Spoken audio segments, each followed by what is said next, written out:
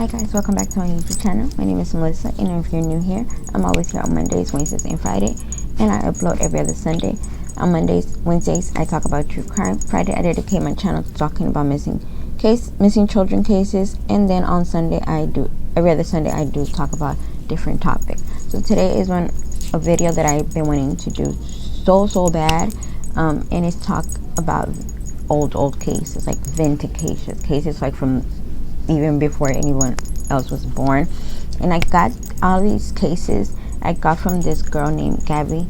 I will put her name in the description below, so y'all go ahead and go subscribe her. She does such an amazing job on doing these cases. So that's all the cases that you will be hearing on some of these cases. I made a list of, and I got the information from her, and I watched her videos, and that's what inspired me to start to add these to my YouTube also.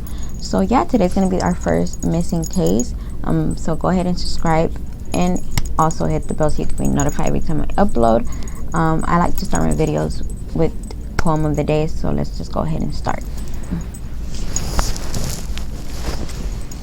So you remind me of a penny, two-faced and not worth much. So that is a really short poem for the day that we're talking about. So today is my first case that is a vintage case, old cases. I don't know what's up with me and those type of cases. I just love them. Like, I love talking about it and just bringing them back to life because they're so old. And you know, when these happened, we weren't even born. So you know, bringing them back to life and talking about it, and you know, some of these cases are still not solved.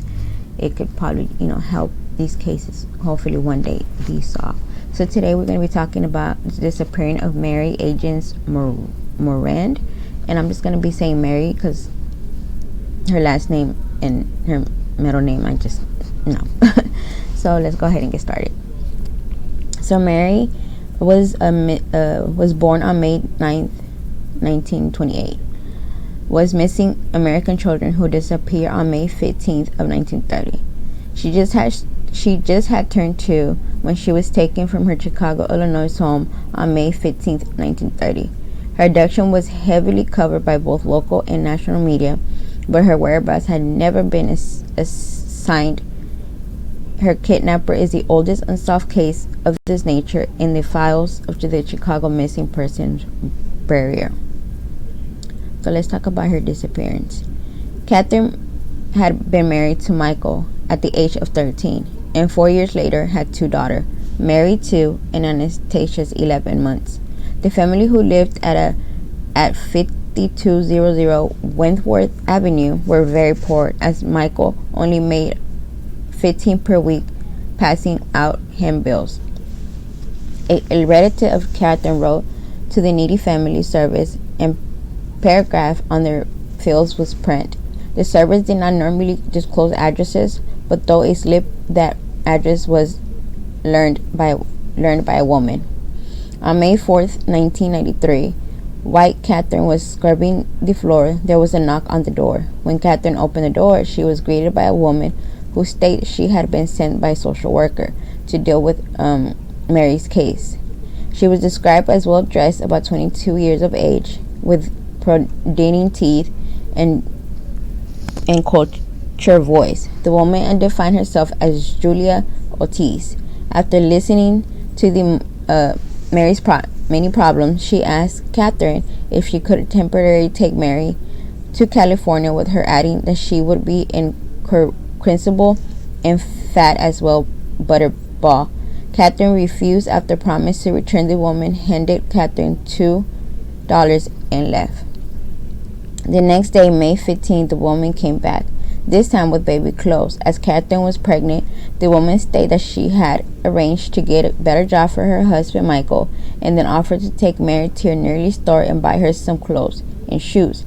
Recently, Catherine gave her consent. Later, Catherine commented that Mary sobbed and refused to go with the woman, but she was never taken away. Mary and the undefined woman never returned. I guess the lady sent her some letters, and this is what the letters are saying. The Murray family received a letter from Otis the day after she took Mary. It read, "Please don't be alarmed. I have taken your little girl to California with me. I have hired a special nurse to care for her. We'll be back in 2 months. By the time you will be on your feet again and will be able to take care of her." She didn't even cry a bit. She's outlived like a princess. In the meantime, I will help all I can to get you on your feet. Don't worry about her or anything else. When you get this letter, we'll be on your way. As ever, Julie Oates. This was the last Morris ever heard from Julie. The second letter. 2 weeks after the kidnapping, a woman who identified herself as Lisa sent this Morris a letter in which stated that Oye was her cousin and that she was love hungry because her own husband and baby had died the year before. Her answer never wrote again, and authorities state that the letter from Osie was written in the same handwriting as the one written by Henderson. So these are our alleged findings of what could have happened and stuff like that. Martha Thompson, on July 31st, 1931, an older Native American woman named Martha Thompson was found pushing a cart to join a circus. The cart contained a blonde-haired, blue-eyed, 3-year-old girl that matched Mary. Description: Thomas maintained that the girl was bonded by her mother, Florence Fleur, and begged to be allowed to keep her. The Moroney did not define the girl as Mary.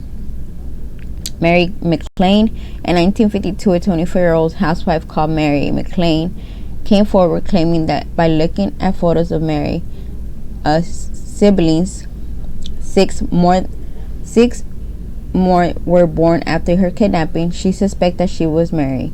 She had been adopted within a year of Mary's disappearance by Charles and Noble Bake.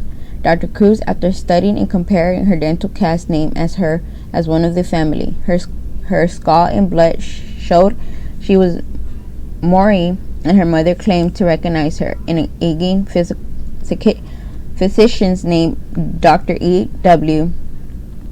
Murray, however, stated that he delivered McLean to an unknown mother on November 17th of 1927, and that her mother provided a baby picture of her daughter dating from 1928, which proved she had been adopted 2 years before the Murray abduction. Furthermore, Mary agents are wanted in operation for a Persian novel, but McLean did not have the scar Mary had at the time of her disappearance. Further DNA testing proved she was not Mary. She died in 2005. The Moroney kidnapping remains unsolved. So that is the sad story of Mary agents, and this is not the first time I've heard of these type of kidnapping. So basically, back then there was women. From what I heard, it's all women. I don't think I've ever heard a guy doing this, but they would go to families that were so poor and they couldn't take care of their child, and they would convince him and promise him money and different stuff. They would end up taking the child away, and and just sell them basically to rich people who couldn't have kids. And I think that's what happened on this situation. Mary must have been adopted by a rich person and got changed their names and stuff. And it's really sad. It's really sad how people could be so cold and do that. And I think I've seen a lot of, when I read that she cried, that she didn't want to go, I feel like that was the little girl's intuition. I've always heard people say that when babies are babies or even toddlers and they meet somebody, they could tell if they're a bad or good person. And that is so 100% true to me, because my daughter was like that. When my daughter would meet somebody, she didn't like, if she felt like they were bad, she wouldn't go with them. It's crazy, but I've seen her do it. So yeah, guys, that's the story. This was a short video, but like I said, this is a really old case, and it's not out. It's been so long, it's nothing out there. But like I said, I'll go. I would put her description, Gabby, and y'all could go ahead and subscribe to her channel. I will see y'all Friday.